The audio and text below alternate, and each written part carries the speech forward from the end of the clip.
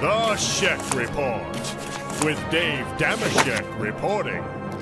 Damashek here. Week 10's through, so let's get right to it. Just remember, players and coaches, don't get angry at me if I call your name. Ultimately, I didn't do this to you.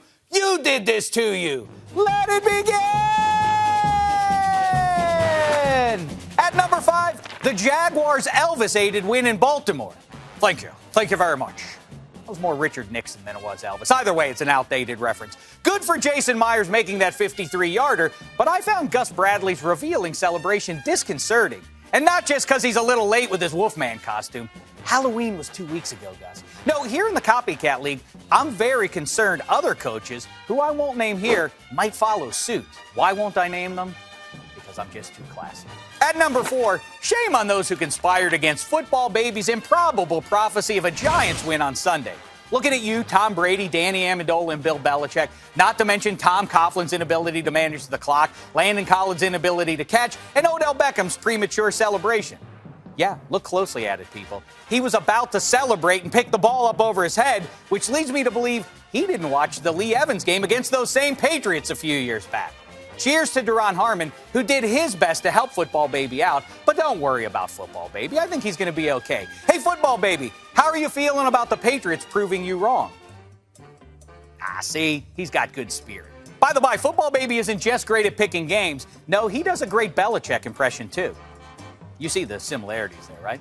Now it's time for this week's Shoulders of Greatness presented by Head & Shoulders. First one goes to Kirk Cousins for honoring his ailing father with a great performance on Sunday. You like that? I like that. You gotta like that, right? Yes, Kirk, I do. I also enjoyed the performance of the refs in Seattle. You may not love every call this ventriloquist ref and his puppet make, but it's hard to get too upset when they're so delightful. Look at that guy. His mouth doesn't even move when the puppet talks. He's good.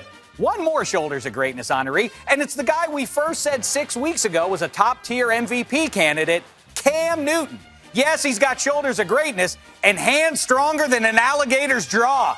In 2 straight weeks, Cam somehow held on to an oblong ball with one hand while being hit by very large human beings, and somehow he never dropped it. Sorry to the Titans' Avery Williamson, but if you're going to get in Cam's face, I at least wish it'd lead to a breakdancing battle like the ones we used to see in movies like Breakin' 2, Electric Boogaloo.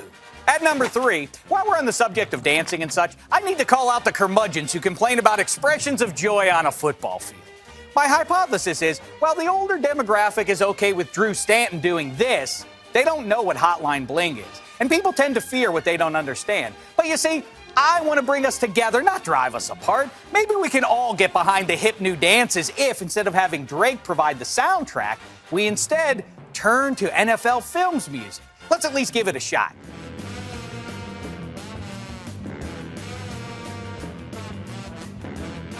See, that's fun. At number 2, it's time for the Jim Marshall Bad Sense of Direction Award, which this week is shared by Browns Johnson Batamosi and the Cards' Kevin Minter. You guys can pick up your trophy over there.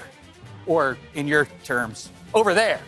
And that brings me to number 1 in this week's Brown Paper Bag of Shame, which goes to the football gods, who on the very day Peyton Manning broke the all-time passing yards record, got benched for Brock Osweiler. Unlike the rest of the world, I'm not going to point out Peyton's awful, terrible stats, or point out that the Broncos mascot now has a better arm than Peyton. Why? I already told you why. I'm just too classy. For all of you classless people, though, how dare you denigrate the great Peyton Manning? I got this for you. It's a Brown Paper Bag of Shame.